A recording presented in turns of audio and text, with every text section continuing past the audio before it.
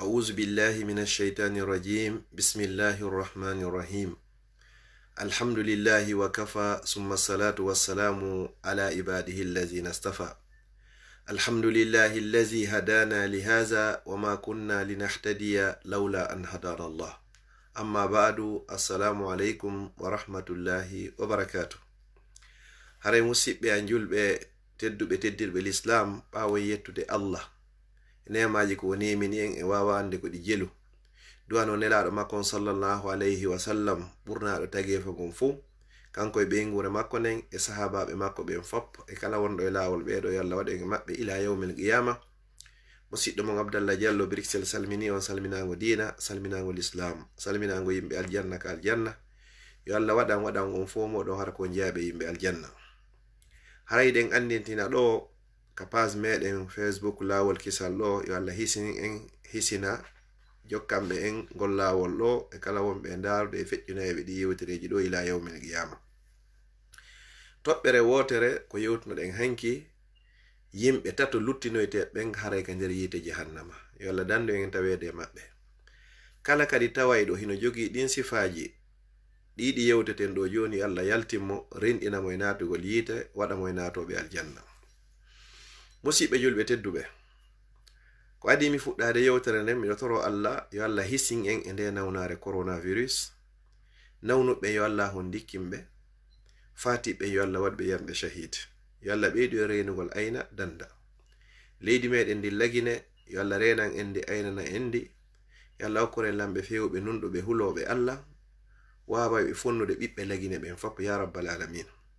Ɗi sonjaji e soholaji e andeji e ɓittendeji ko woni e hoore ɓiɓɓe lagine mi toriki Allah yo Allah on ittan en sabu teddugol ndu lewru sumaye wondo arde ɗo. Musidɓe julɓe tedduɓe, lewru sumaye ko kayru ɓuri moƴƴude e lebbi ɗin fop. Jemmano e makko wiyeteɗo jemma laylatul qadri. Sa rewi Allah e makko baraji ma hino ɓuri on rewɗo Allah e nder duuɓi 83 83 sabu jemma goto mo heɓuɗa o wiyete jemma laylatul qadri. Moƴƴereji ko woni e sumaye kon kontotako en waɗino ɓure ɗen: horugol, naafugol, ittugol sadaka, huntingol horuɓe, jangugol alquran, insinagol, waɗugol umra, jokkugol enɗan, kontotako ko moƴƴereji ko woni nder lewru sumaye. Si sumaye hewti hakke ko Allah yiɗi mofte nelaɗo sallallahu alayhi wa sallam, dambuɗe aljanna ɗen ɗe fop majji Allah on udditayɗe, dambuɗe yite ɗen fop kadi Allah on sokaɗe, sheytanuji ɗin fop ɗi jolke ɗi kolbe ka nder lewru sumaye.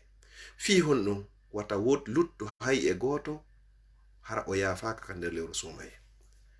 Joni non ko hombo e hombo luttinoyde ka nder yite jahannama. Nyande go nelaɗo sallallahu alayhi wa sallam hiɓe ƴewde ka hoore mimbar fi khutbangol juma ɓe ƴewni ngala koyngal maɓɓe tum ɓe maaki amin. Ɓe ñawni o escalier ɗiɗaɓo kay ngala koyngal ɓe maaki amin. Ɓe ƴewoyi ga tata ɓum ɓe maaki amin laabeji tati. Ɓay wonoyi ha ɓe gayni khutbude juma salminama ɓe tippike sahabaɓe landiɓe andi sa yi goɗɗo no waɗa goɗɗum ko a wowa yide himo waɗa ko ya landomo na ya yahu nyo'oyamo. Ɓe inni nelaɗo sallallahu alaihi wasallam hande men nani hiɗa ammina laabiji tati ko ƴewata ka hoore mimbar a wowa ammingol sifanu ɗum kay fiya ɗum ɗo. Nelaɗo sallallahu alaihi wasallam ɓe maaki ko Allah bajjo seniɗo mo ronkata on nuli Jibril lanɗo malaika ha e ammin Muhammad sallallahu alaihi wasallam yo hewtu mofte ɗen yomi inno amin yo luttoy ka nder yite jahannama, amin yo luttoy ka nder yite jahannama, amin yo luttoy ka nder yite jahannama. Ko wonɓe woni ɓen tatoɓe luttoyeɓe ka nder yite jahannama. Arano e ɓeɗo ko kala on neɗɗo wuuri duɗo e mawɓe makko ɓen ɗiɗo, yumma makko e baba en makko, ma goto e maɓɓe o ronki yanganade ɓe, o ronki kurkanade ɓe, o ronki dankade ɓe, o ronki teddingol ɓe, ɓe ɗiɗo non ma goto e maɓɓe ha ɓe maayi Allah ƴettitiɓe tawata ɗum ɗo wonari sabu ko okki mo aljanna. Allah inni mi luttino e oɗo ka nder yite, Jibril inni amin, o nuli Jibril kadi yo ari inna nelaɗo sallallahu alaihi wasallam yo nelaɗo kadi mako amin. Musidɓe julɓe tedduɓe, mawɓe meɗen ɓen en marawa mawɓe men ɓen ɓe laba ɓe kaani ɓe juuti ɓe raɓɓiɗi ɓe rawni ɓe ɓawli no ɓe sifori o ɓe fini ɓe fina no ɓe woniri ma o ko mawɗo ma ko o woni sabu a wodede hoore o aduna hande sa woni lanɗo ko sabu o ɓe mawɓe ma sa woni gando ko sabu ɓe mawɓe ma sa woni marɗo ko sabu ɓe mawɓe ma sa woni tedduɗo ko sabu ɓe mawɓe ma kala ka yaruɗa ko sabu ɓe mawɓe ma o yummirawo hande yakkayɗo goro hara gosotako o kiikalajo hande no gasa harayi o fimay kono ko o ko sabu ɓe wodaɗa hande hoore o aduna hande siɗa joɗi Occident hiɗa wowla Amerique e Europe kala ka joɗora e aduna o hiɗa sandidira e avion je haray ko sabu o yummirawo o sabu o kiikalajo sa dankaki o Allah inni a luttoye ka nder yide jahannama yo Allah on dando en musidɓe julɓe tedduɓe ɓe mawɓe meɗen ala ko wawɗen ɓe waɗande sina yen teddimɓe ha ɓernde maɓɓe nde waalo si ɓe woni welɓe fi ko yen teddimɓe dankoɗen ɓe no alhaali on ardiri mawɓe meɗen ɓen ko mawɓe meɗen ɓen Allah non jarriboray goɗɗo mawɗo makko on sattende hara ɓe no metti fi ɓe famodirtake mbuuɗi ko naɓuɗa wo ɓe ñaama sa inni yo ɓe naɓuɗi ɗo ɓe hewtinoytaɗi ɓe ñaama wallahi sa ngerɓe ɓe watti ɗon kay ko lette wodanma ko ya muño ƴetta jonnaɓe mawɗo ma on an wo jawdi ma kala ko marɗa an wo laamuwa kala ko marɗa an e gandal ma fo kala ko marɗa ko nene ma e ben ma jeyi si tawi hiɗa jangina mawɓe ma ɓen andata siɗa mari yo mawɓe ma ɓen andu si tawi har ko a lanɗo ɗum na mawɓe ma ɓen andata hiɗa laami an ko a ɓingel wongel yes ley koyɗe maɓɓe wuti goto e gandoɓe karamokoɓe tedduɓe woɓɓe ni ko wiyeteɗo Zeynul Abidin o wuridi e yumma makko ha yumma makko faati o jaɓari hawtugol e maɓɓe ɓe landimo ko fi honno o inni wallahi ala ko welata lam ɓuri hawtugol e nene am kono miɗo huri wata mi hawtu e maɓɓe mi fukkita ƴettugol joni kuccun tew ma mi fukkita ƴettugol pomme de terre ma mi fukkita ƴettugol ɗon joni pute hum hara kamɓe kadi hiɓe falano kun ɗon hara mi mettini ɓernde maɓɓe subhanallah ko sabu ɗum ɗo woni o jaɓari hawtugol e yumma makko ko woni yawagol mawɗo mum ko woni ƴaggangol mawɗo muɗum ko si tawi hiɗo yewtude e téléphone ma hara hiɓe yeeso ma ɗo yewtude ɓe fuɗɗo makude tun an kadi fuɗɗoɗa wowlugol haalaji monɗin siɗi tappidiri ɗon hara a yawike ɓe na noon fere ko feƴƴi ɗon yennay ɓe mawɓe mum piya mawɓe mum ngerma mawɓe muɗum ɗum ɗo fof hara ko fi ɓeygu ma ma hara fi ɓiɓɓe ma fi laamu ma fi jawdi ma mi hara ko sabu gandal ma oɗo Allah walla mo hara o ma yaari ma ɗum nde himo maya hara tigi digo yite ngel ɗanike kono pellel so mayde ɗum ɗo mawɓe yafakimo o luttoya yite jahannama yo Allah on dande ko ɗum ɗo woni toɓɓere aranere luttoyeyɗo ka nder yite jahannama mawɗo ma on na fijirteɗo si ɓe feewi na fijirteɓe ko teddinteɓe si ɓe ɓoylike ko fijirteɓe teddinteɓe yanganteɓe no alhaali on addiri wo iɗen andi qissa annabi ibrahima ala julɗo mo anda fima ɓen ma ko wonno kefeero geddo Allah tawi ko kefeero o lesay sanamu o yeeyay sanamu o reway sanamu o ñaamay o teddinaɓe kadi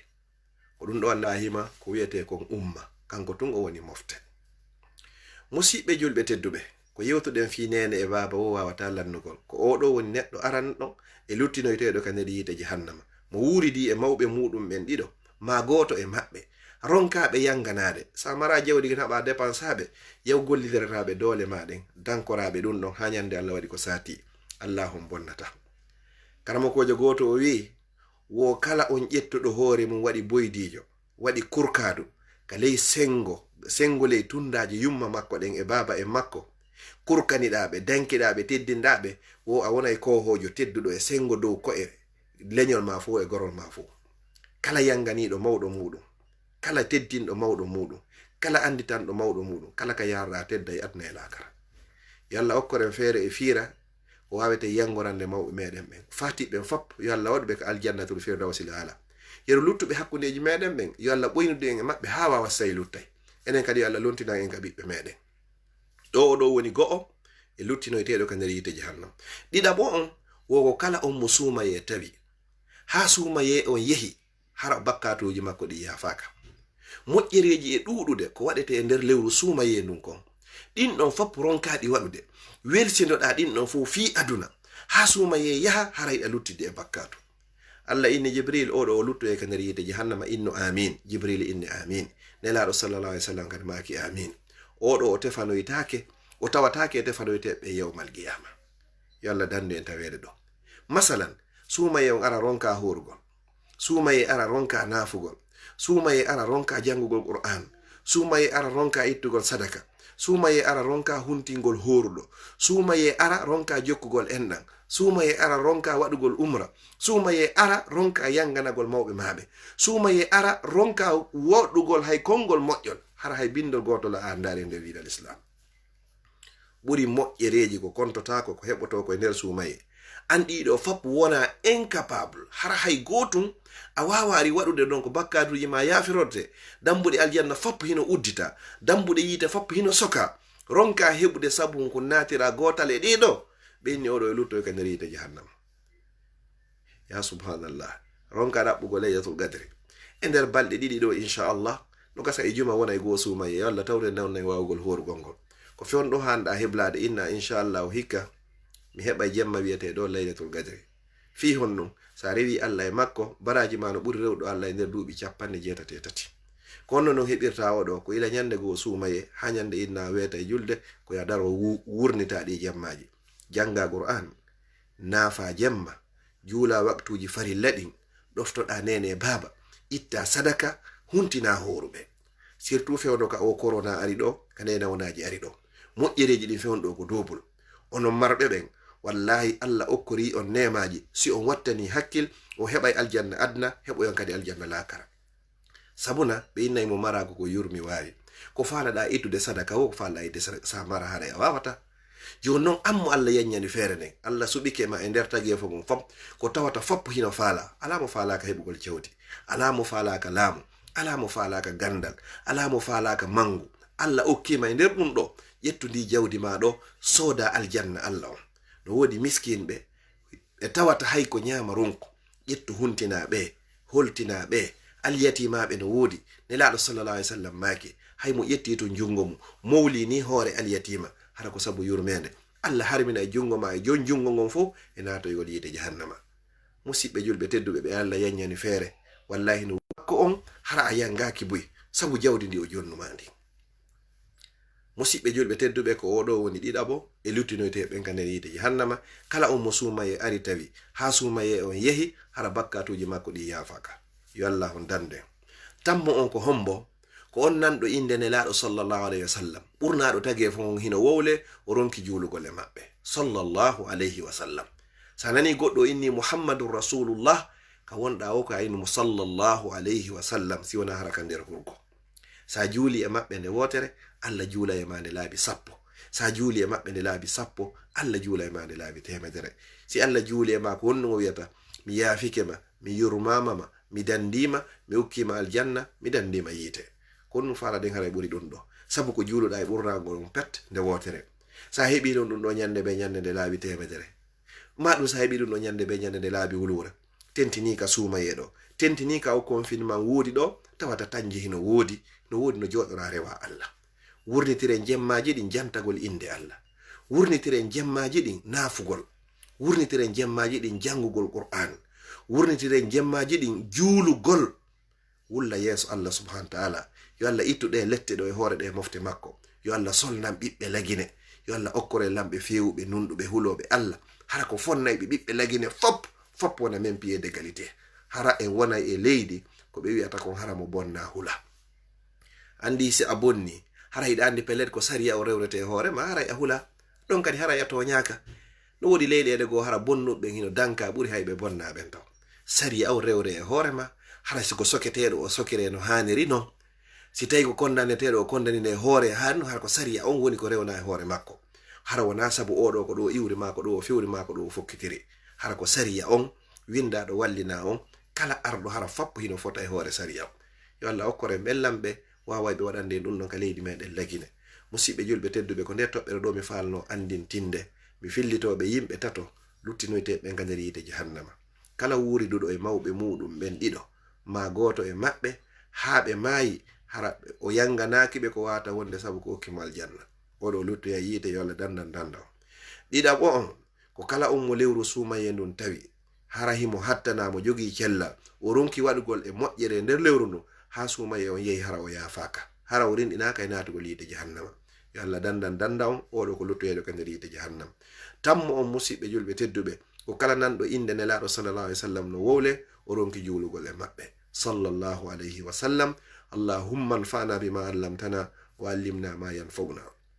Itoriki Allah subhanahu wa ta'ala yo Allah tawni en sumaye so tawni yo Allah ko en fere e fira e dole wawgol horgol sin hori kadi en toriki Allah kanko jabo golle de yo jaban en yo Allah rindinge ridna mo meden foppe natugol yite jahannama marbe andeji ben fop mo be ko aniri ko yo Allah ittammo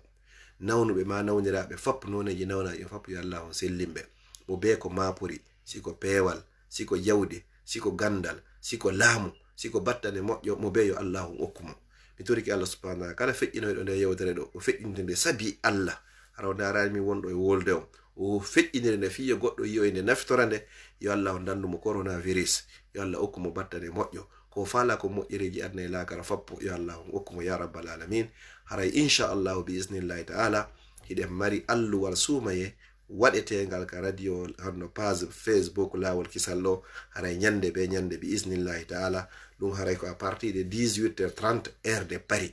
haray nyande be alluwal sumaye ngal haray ngal wodi. Mi toriki Allah yo Allah on tawnu en